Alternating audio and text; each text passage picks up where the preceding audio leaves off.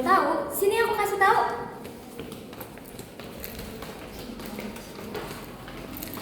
Woi, Apa? ganggu aja lagi scroll TikTok. Nih guys, Baca. nih guys. Apa? Tuh. Tanya apa ini? Aku kan udah tahu nih tentang uji asumsi kelas itu apa. Nah, uji asumsi kelas itu kalian udah tahu belum sih? Udah paham banget gitu belum? Belum. sih. Aku pernah dengar, tapi emang belum paham banget ya. Iya, aku baru dikit aja sih. Nih, kalau belum tahu, aku kasih tahu dulu ya. Uji asumsi kelas itu kan persyaratan statistik yang harus dipenuhi dalam analisis regresi linear berganda berbasis ordinary least squares atau OLS untuk memastikan bahwa model regresi yang diperoleh adalah yang terbaik dalam hal ketepatan estimasi, ketiadaan bias, dan juga konsistensi. Nah, ini tuh diperlukan untuk pengujian asumsi klasik nih. Nah, tujuan dari uji asumsi klasik ini yaitu untuk menentukan apakah model regresi yang digunakan itu bebas dari penyimpangan asumsi dan memenuhi persyaratan yang diperlukan untuk memastikan kualitas regresi yang optimal. Nah, di sini kita mau tanya nih, uji asumsi itu kan banyak ya. Iya. Aku pengen tahu bagian normalitas sama apa satu lagi? Multikolinearitas. Coba kamu jelasin dulu deh, Lil.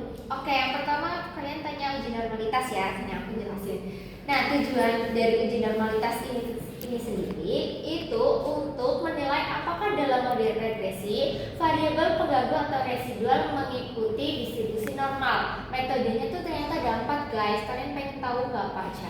Mau dong.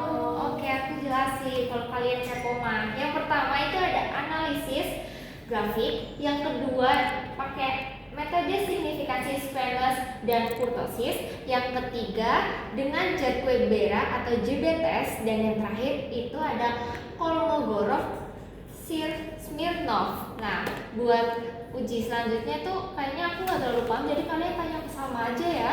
Apa tuh, Sal? Tadi kalian tuh tanya apa lagi ya selain uji normalitas? Uji multikolinearitas. Oke, jadi setahu aku kalau misalkan uji multikolinearitas itu merupakan sebuah prosedur statistik yang digunakan untuk mendeteksi apakah di sebuah hubungan itu terdapat korelatif yang tinggi antara dua atau lebih variabel bebas dalam suatu model regresi. Nah, di uji multikolinearitas itu ada beberapa jenis. Kalian udah tahu belum? Belum. Apa tuh Salma? Jadi di multikolinearitas itu ada 4 jenis. Yang pertama ada multikolinearitas sempurna, yang kedua tinggi, ketiga struktural, dan yang keempat itu ada berbasis data. Jadi gitu deh yang terkait multikolinearitas. Terus kayaknya ada 2 jenis lagi nggak sih? Masih ada lagi guys. Tahu tuh ada 4 uji kayaknya ada sih. Iya, tapi aku nggak tahu. Kalian tahu nggak? Tahu, jadi ada 2. Yang pertama itu ada uji heteroskedastisitas. Jadi ada uji heteroskedastisitas. Nah, uji ini dilakukan untuk menguji model regresi memiliki ketidaksamaan varians dari satu residual pengamatan ke pengamatan lainnya. Nah, uji ini tuh bisa dilakukan dengan beberapa metode guys. Ada 5 atau 6 gitu. Kalian mau tahu nggak? Banyak juga ya. Iya. Apa aja itu? Nah, yang pertama itu ada metode analisis grafik. Yang kedua ada metode Glatzer. Yang ketiga ada metode PAP. Yang keempat ada metode White. Yang kelima ada Rein-Spearman. Dan yang keenam itu Brace-Pagan-Godfrey. Nah, yang terakhir Win. Nih, yang terakhir tuh ada uji autokorelasi. Nah, uji ini tuh pengujian statistik untuk mendeteksi adanya korelasi antara residual atau kesalahan prediksi dalam model regresi linear pada pengamatan yang berurutan. Nah, autokorelasi ini biasanya tuh menjadi permasalahan dalam data deret waktu, tapi juga dapat muncul dalam data yang disusun secara berurutan berdasarkan ruang atau kategori lainnya. Nah, itu guys, jadi kita udah terpecahkan berarti ya jenis-jenis uji asumsi klasik itu ada apa aja. Betul.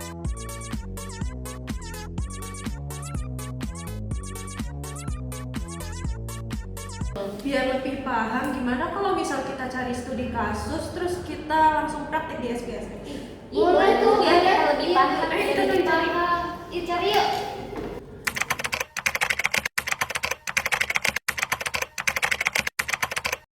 Nah, di sini kita sudah menemukan studi kasusnya nih teman-teman. Studi kasusnya yaitu dosen menduga bahwa hubungan antara jam belajar dan juga nilai ujian dapat dimodelkan dengan regresi linear sederhana, seperti yang sudah dijelaskan dalam materi analisis sebelumnya. Di sini kita sudah memperoleh data dari studi kasus yang sudah dijelaskan sebelumnya. Ke praktek SPSS-nya tentang uji asumsi klasik. Yang pertama kita ke variable view, isikan datanya dulu. Di sini ada jam belajar sama nilai ujian akhir, tipe, with, desimal itu sama, jangan diubah. Labelnya jam belajar itu Y, nilai ujian akhir itu X. Lalu value, missing, column sama align itu sama. Di sini kita measure-nya menggunakan scale semuanya. Terus kalau sudah kita pindah ke data view, masukkan datanya karena aku sudah buat datanya di Excel, jadi tinggal di copy saja. Copy dari Excel, masukkan datanya. Begini. Nah, kalau sudah kita lanjut ke tahap selanjutnya, yaitu kita klik Analyze, lalu regresi, habis itu ke linear. Nah, yang buat dependen ini adalah nilai ujian. Nilai ujian kita pindah ke dependen, lalu independennya jam belajar. Habis itu klik save. Di bagian residual ini centang bagian pertama yaitu unstandardized. Habis itu klik continue. Oke. Kita tutup dulu outputnya. Nah, di sini kalau sudah pasti bakal muncul tabel baru yaitu res 1 atau residual. Habis itu langkah selanjutnya kita klik analyze lagi, descriptive statistik, klik explore. Habis itu di bagian dependent ini kita masukkan yang res 1 ini. Kalau udah, nih, ini ya, res 1 kita masukkan di dependent. Habis itu klik plots, centang yang normality, nih bagian bawah. Terus yang di deskriptif ini, bagian stem and leaf itu kita hilangkan centangnya. Kalau udah, continue. Klik OK. Oke, jadi ini outputnya tuh ada dua ya teman-teman. Yang pertama nih aku menjelaskan tentang yang residual statistik. Yang pertama itu ada predictive value. Nah, di sini tuh nilai minimumnya kan 24,5, maksud saya 54,24. Terus nilai maksimumnya ada di 91,78. Rata-ratanya 74,70. Nah, di bagian kedua residual itu adalah selisih antara nilai aktual dan nilai prediksi, di mana rata-ratanya itu 0. Ini di mean atau mean itu 0 rata-rata, yang menandakan model tidak bias atau kesalahan keseimbang. Terus selanjutnya ada STD predictive value.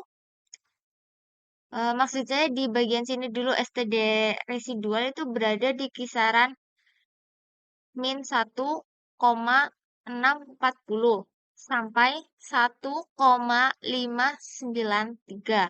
Masih dalam batas wajar yaitu di antara min 2 dan 2. Sehingga tidak ada indikasi masalah ekstrim.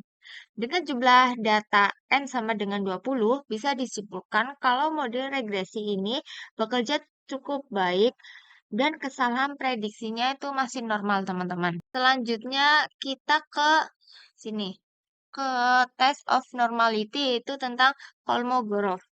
Berdasarkan uji Kolmogorov ini, nilai signifikan sebesar 0,200 dan pada uji Shapiro nilai signifikan 0,633. Karena kedua nilai signifikansi lebih besar dari 0,05, jadi bisa disimpulkan kalau residual berdistribusi normal sehingga asumsi normalitas terpenuhi. Uji selanjutnya yang ada dalam uji asumsi klasik adalah uji multikolinearitas. Uji ini dilakukan bertujuan untuk menguji apakah terdapat korelasi linear sempurna atau mendekati sempurna antar variabel independen. Langkah dalam menguji ini di dalam SPSS adalah Yang pertama, klik pada menu Analyze, lalu Regression, lalu klik di bagian Linear. Lalu, masukkan 2 atau lebih variabel independen. Selanjutnya, klik Statistik, centang pada menu Collinearity Diagnostic, dan selanjutnya klik OK, lalu akan keluar output dari uji multikolinearitas itu sendiri. Pada output uji multikolinearitas menggunakan Collinearity Diagnostic di SPSS, dapat dilihat bahwasanya nilai Eigenvalue, Condition Index, serta Variance Proportion untuk masing-masing variabel. Berdasarkan tabel tersebut, model memiliki 2 dimensi. Pada dimensi yang pertama, nilai Eigenvalue sebesar 1,929 dengan Condition Index sebesar 1000. Sedangkan pada dimensi kedua, nilai Eigenvalue sebesar 0,071 dengan Condition Index sebesar 5,229. Menurut kriteria uji multikolinearitas, masalah multikolinearitas serius biasanya ditunjukkan oleh nilai Condition Index di atas 30. Karena nilai Condition Index tertinggi pada model ini hanya 5,229, maka dapat disimpulkan bahwasanya tidak terjadi multikolinearitas antar variabel independen dalam model regresi. Selain itu, nilai variance proportion pada variabel konstanta dan variabel X tidak menunjukkan adanya konsentrasi varians yang tinggi pada satu dimensi tertentu secara bersamaan. Hal ini semakin memperkuat bahwasanya hubungan antar variabel independen tidak saling berkorelasi secara kuat. Dengan demikian, dapat disimpulkan bahwasanya model regresi telah memenuhi asumsi multikolinearitas sehingga analisis regresi dapat dilanjutkan ke tahap berikut. Di sini saya akan menjelaskan mengenai uji heteroskedastisitas dengan SPSS. Yang pertama, kita ketik Analyze, kemudian pilih Regression, klik Linear. Setelah itu, dependen itu diisi oleh X, nilai ujian akhir, dan blok 1 itu Y. Kemudian klik Plots, setelah itu pindahkan stress sheet ke Y dan sheet spread ke X. Setelah itu klik Continue. Jika sudah semuanya di OK. Nah, di sini output dari uji heteroskedastisitas yaitu pada uji ini menggunakan scatter plot antara regression standardized predicted value dan regression studentized residual. Nah, di sini terlihat titik-titik pada scatter plot menyebar secara acak dan tidak terlihat pola tertentu. Kemudian titik residual itu juga menyebar di atas dan di bawah nilai 0 pada sumbu Y. Nah, berdasarkan scatter plot ini, dapat disimpulkan bahwa varians residual bersifat konstan pada berbagai nilai jam belajar. Nah, model regresi jam belajar terhadap nilai ujian tidak mengalami heteroskedastisitas dan memenuhi salah satu asumsi klasik regresi linear. Jadi, hasil uji heteroskedastisitas ini menunjukkan bahwa adanya sebaran residual pada variabel jam belajar tidak membentuk pola tertentu dan menyebar secara acak sehingga dapat disimpulkan tidak terjadi adanya heteroskedastisitas. Di sini saya akan menjelaskan langkah-langkah SPSS tentang autokorelasi. Yang pertama, klik Analyze, Regression, lalu pilih Linear. Lalu di dependent pilih X dan blok 1 isi Y. Lalu pilih menu statistik dan centang Durbin Wheatstone. Dan yang lainnya tetap dicentang, terus klik Confirm dan juga klik OK. Nah, pada gambar tersebut merupakan output model summary regresi linear di SPSS yang menunjukkan bahwa hubungan antara variabel independen atau Y dan variabel dependen atau X sangat kuat dengan nilai R sebesar 0,996, nilai R square sebesar 0,991 yang berarti 99,1%. Variasi pada variabel X dapat dijelaskan oleh variabel Y, sedangkan sisanya dipengaruhi oleh faktor lain di luar model. Nilai STD error of the estimate sebesar 1,08480 menunjukkan tingkat kesalahan prediksi yang relatif kecil dan nilai Durbin-Watson sebesar 3,199 yang mengindikasikan tidak adanya masalah autokorelasi pada residual. Kesimpulannya, berdasarkan hasil tersebut, model regresi yang digunakan sangat baik dan layak digunakan karena memiliki kekuatan hubungan yang sangat tinggi, kemampuan penjelasan model yang sangat besar, serta memenuhi asumsi dasar regresi. Jadi setelah tadi kita bahas studi kasusnya, kira-kira apa sih Lil manfaat dari uji asumsi klasik itu? Nah, manfaatnya nih aku kasih tahu ya. Manfaatnya itu untuk memastikan model regresi linear atau OLS valid, akurat, tidak bias, dan konsisten agar hasil analisis statistik dapat dipercaya dan dapat digeneralisasi dengan benar. Pengujian ini menjamin bahwa estimasi koefisien regresi tidak bias dan efisien. Nah, jadi itu manfaatnya, Sal. Berarti kayak gitu ya manfaat dari uji asumsi klasik gitu. Nah, buat kalian udah pada paham belum tentang uji asumsi klasik ini? Udah, keren banget.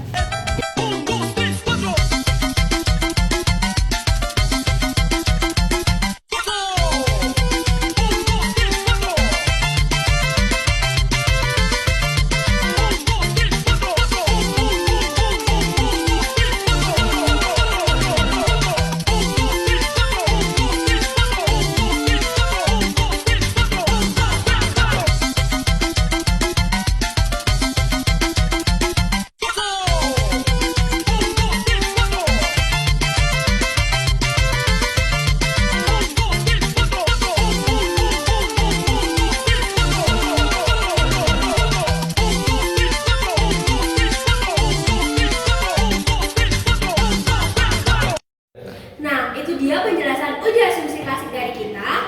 Jadi gimana nih teman-teman? Udah paham kan?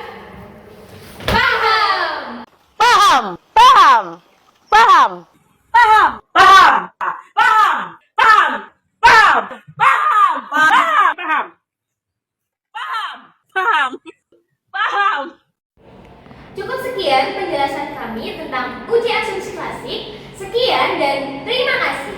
Sampai bertemu lagi ya. Izin!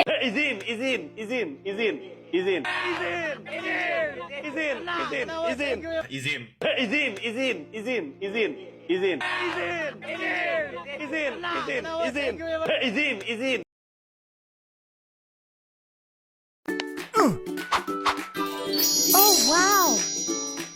好きだよ。私好きだな。そういうまっすぐな瞳。まるで少年のような心。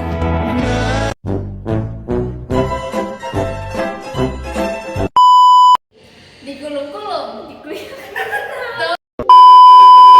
digulung-gulung, dikunyah-kunyah. Digulung-gulung, dikunyah-kunyah. Dengan analisis grafik, yang kedua dengan metode signifikasi Squares dan Quark